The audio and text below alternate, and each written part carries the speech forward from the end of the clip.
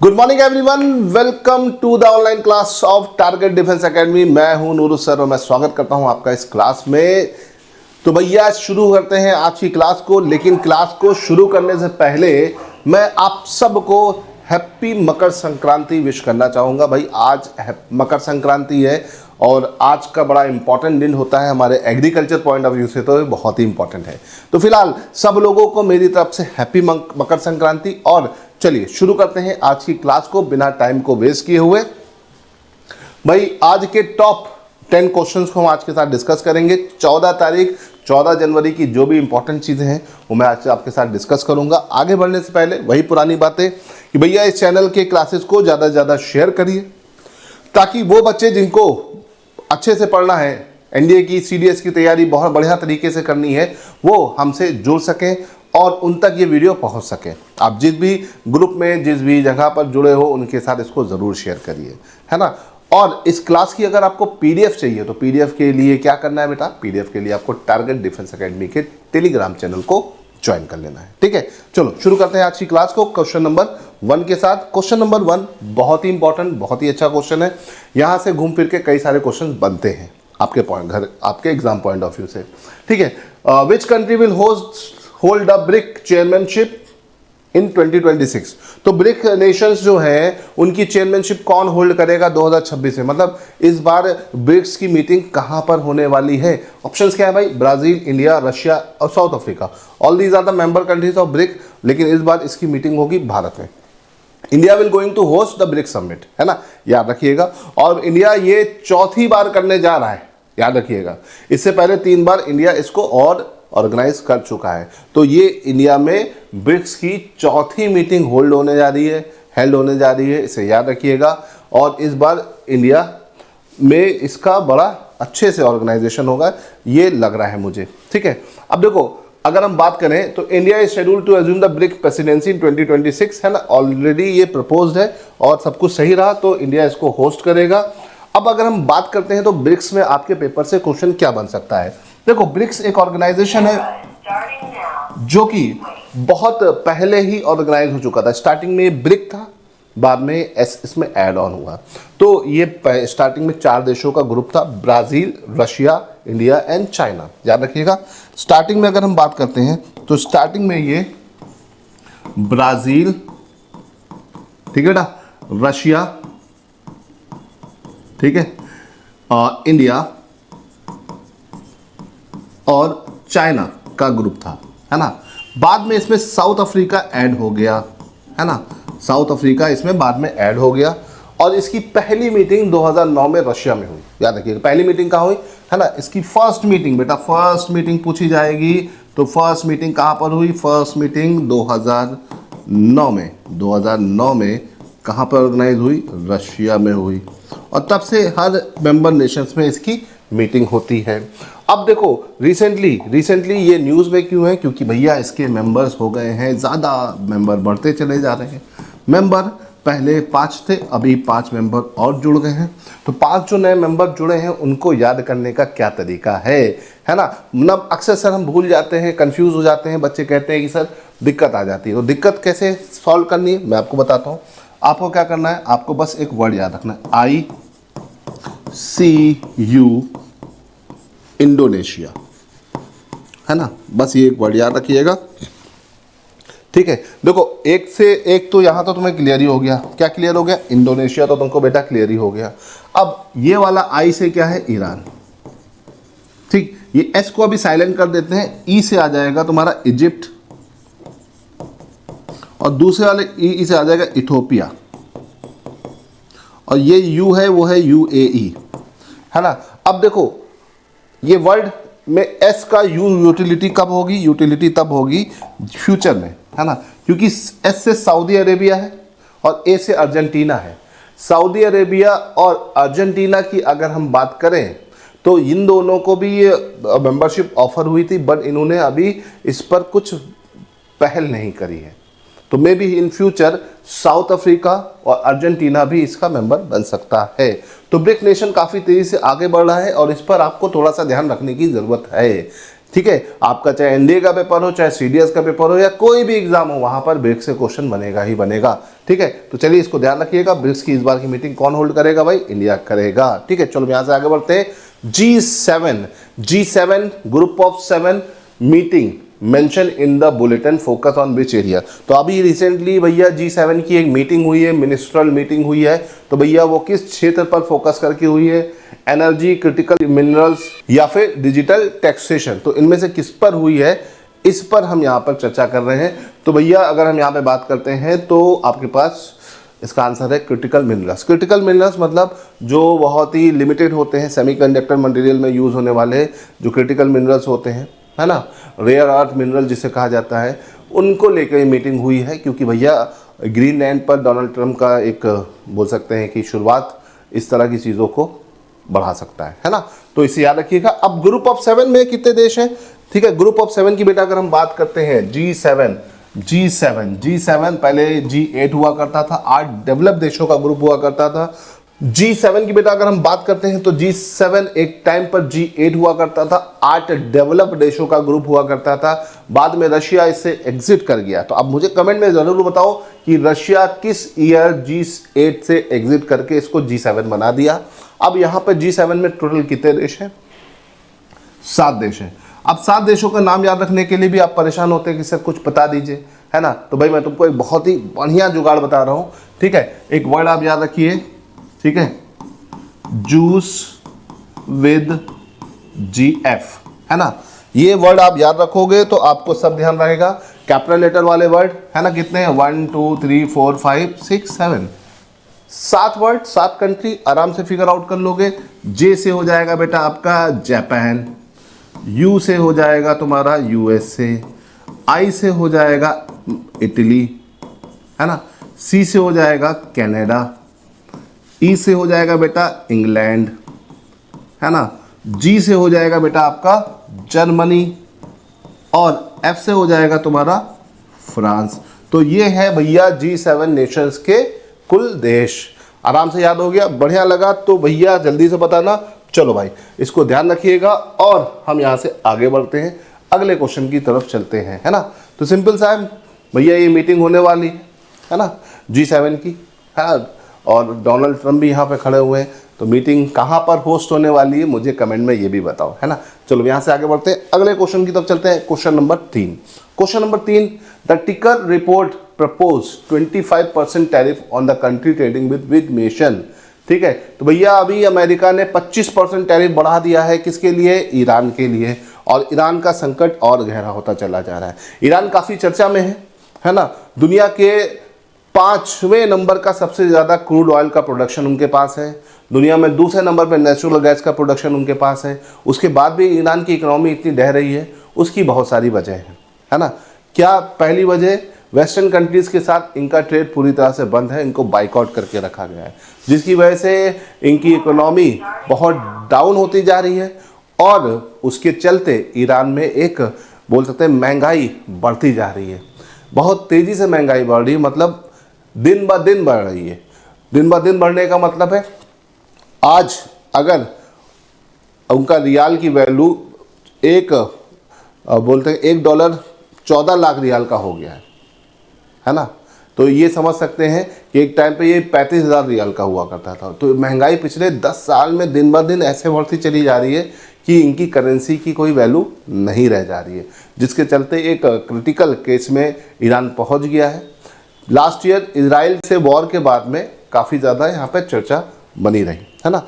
Iran की अगर हम बात करते हैं तो ईरान 1979 में यहाँ पे मोनार्ची का एंड हो गया था। यहाँ का जो डायनेस्टी थी, है ना, पहलवी डायनेस्टी, उनका एंड हो गया था और यहाँ पर बोल सकते हैं थियोक्रेसी आई, है ना। और आयतुल्ला लोग जो थे वो यहाँ के सुप्रीम लीडर बन गए। ठीक है, लेटर ऑन देखा जाए तो अब 2026 में फिर से इस मोनार्ची को लाने की बात चल रही है। और उस टाइम में भी सेम यही क्राइसिस था। ठीक है, ईरान बहुत ज़्यादा दिक्कत में था, उसकी इन्फ्लेशन बढ़ता जा रहा था। तो अभी ईरान फिर इसी तरह के क्राइसिस में है। तो अब देखते हैं क्या होता है ना। ईरान की अगर हम बात करें तो पर्शियन गल्फ का एक बहुत ही इम्पॉर्टेंट कंट्री है और ईरान के पास हर चीज़ होने के बावजूद भी उसकी इकोनॉमी इतनी बूस्ट नहीं कर पा रही है। उसका एक वजह है कि वेस्टर्न कंट्रीज़ ने ईरान को बाइकआउट कर रखा है उसकी न्यूक्लियर ट्रीटी की वजह से, है ना। न्यूक्लियर ट्रीटी पे वो प्रॉपर तरीके से उनके साथ टाई अप नहीं कर रहे हैं, है ना। तो न्यूक्लियर वेपन या बोल सकते हैं न्यूक्लियर रिएक्टर के चलते ईरान थोड़ा सा भी दिक्कत में है, ठीक है। चलिए फिलहाल ये सारी चीज़ें तो आप लोगों ने पढ़ी भी होगी। अब डे बाय डे अमेरिका बहुत सारे देशों पर कंट्रोल करने की पूरी कोशिश कर रहा है, उसमें से एक ईरान भी है, ठीक है।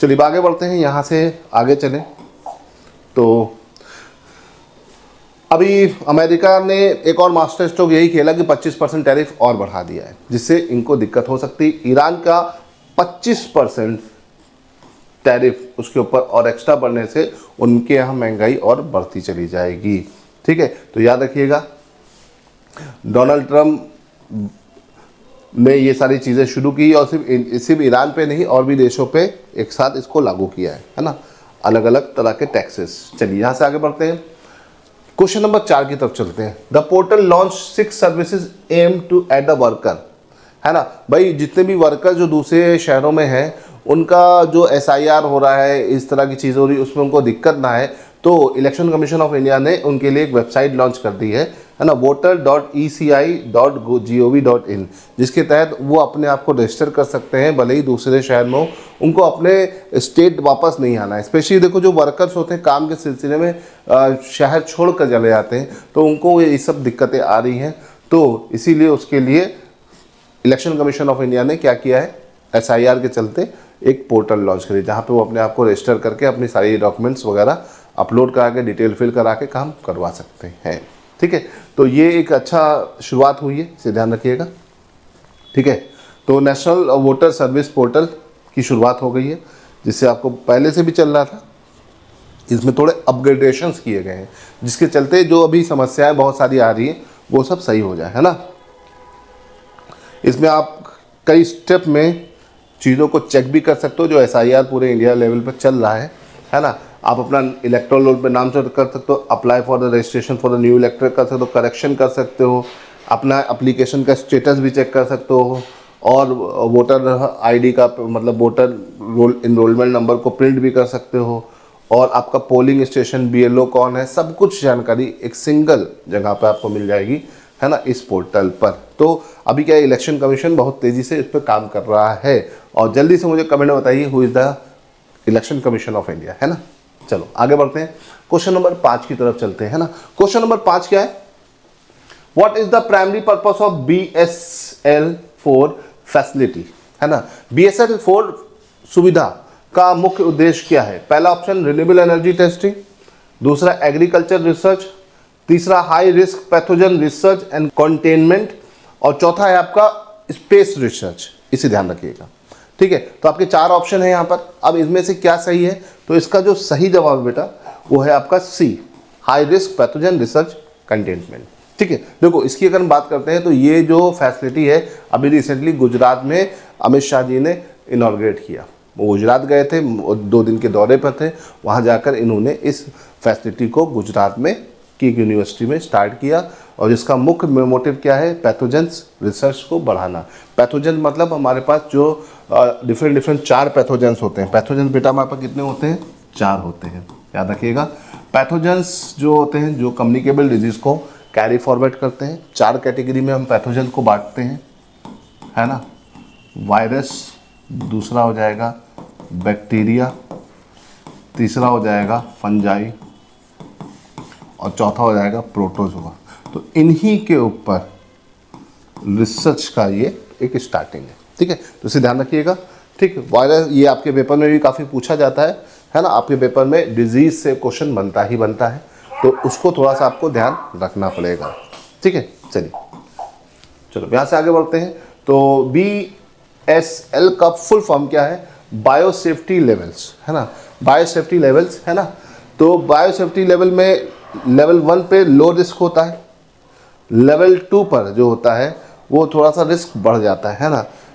जो लेवल 1 पे जो पैथोजेंस होते हैं वो हार्मलेस होते हैं, बहुत ज़्यादा नुकसान नहीं करते। लेवल 2 पर जो होते हैं वो बेसिक फ्लू टाइप के, इन्फ्लुएंजा, वायरस, मीजल, इस तरह के होते हैं। और लेवल 3 पर जो होते हैं वो थोड़े से एक्टिव होते हैं और लॉन्ग टर्म में आपको थोड़ा नुकसान पहुंचा सकते हैं। और लेवल 4 पर, ठीक है। लेवल 4 पर वो कैटेगरी के पैथोजन रखे जाते हैं जो डिजास्टर कर सकते हैं, कोरोना, अबोला, ठीक है, नीफा, इस तरह के वायरस से होने वाले चीज़ों को रखे जाते हैं ना। तो यहाँ पे लेवल 4 हाई रिस्क पे होता है। मैक्सिमम कंटेनमेंट लेबोरेटरीज और बेसिक, तो इस तरह की लेबोरेटरीज इंडिया में होनी चाहिए, तो इसके लिए शुरुआत की जा रही है, तो इसे याद रखिएगा, ठीक है। तो मोस्ट डेंजरस पैथोजेंस के लिए BSL-4 लागू किया गया है और गुजरात में इसका एक BSL-4 सेंटर खोला गया, ठीक है। चलिए क्वेश्चन नंबर 6 की तरफ चलते हैं। Which cluster of festival this president extend greeting for. तो भैया आज के दिन हमारी जो द्रौपदी मुर्मू जी उन्होंने ट्वीट पे 4 अलग अलग फेस्टिवल्स के लिए एक साथ विश किया। तो वो 4 फेस्टिवल कौन से हैं? दिवाली, होली है ना, तो वो तो है नहीं। लोहड़ी, मकर संक्रांति, पोंगल, माघ बिहू, हाँ ये एकदम सही है, ठीक है, क्योंकि मकर संक्रांति आज है, तो इस हिसाब से हमारा करंट अफेयर में क्वेश्चन फिट बैठेगा।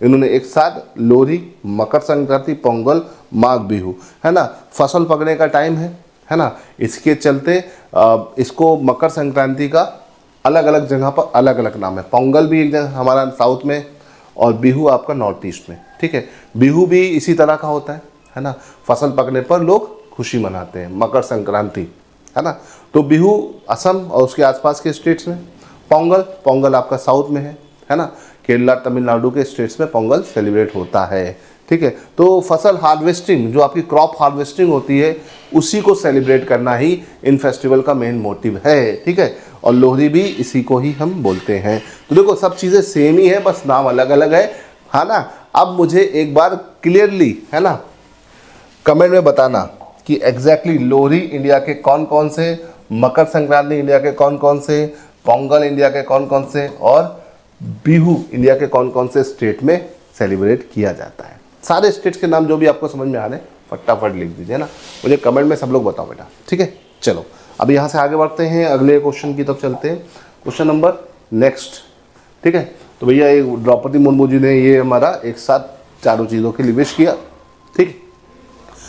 मैंने आपको लास्ट 2 दिन से जो करंट अफेयर चली उसमें बताया कि जर्मनी के चांसलर इंडिया आए हैं, है ना, और उन्होंने भारत के साथ में कई राज्यों का दौरा भी किया, है ना, बेंगलोर भी गए और मोदी जी के साथ काफ़ी मीटिंग्स चल रही हैं।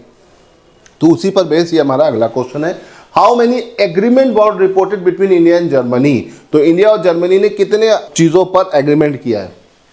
10, 27, 5 की 40, तो इसका आंसर है 27 अलग अलग चीज़ों के लिए भारत और जर्मनी के बीच में एक एग्रीमेंट साइन हो रहा है, ठीक है। तो ये बड़ा इंपॉर्टेंट है, इसमें डिफेंस भी है, काफ़ी अलग अलग सेक्टर्स इसमें इन्वॉल्व हैं, इसे ध्यान रखिएगा। जर्मन के चांसलर आए हैं इंडिया में, इसे ध्यान रखिएगा आप लोग।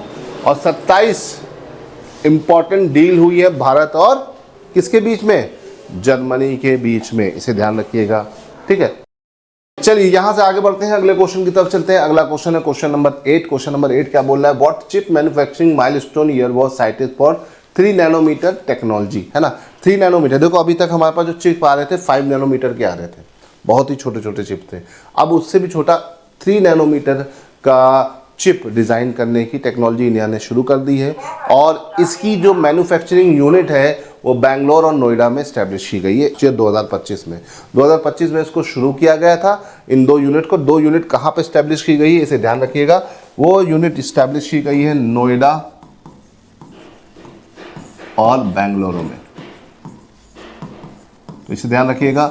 हाँ, ये दोनों एक्टिव यूनिट है ना, याद रखिएगा। और इसके अलावा हमारी एक और यूनिट प्रपोज है जेवर, यूपी में। जेवर एयरपोर्ट बना है वहीं यूपी में, नोएडा में है, तो इसे ध्यान रखिएगा।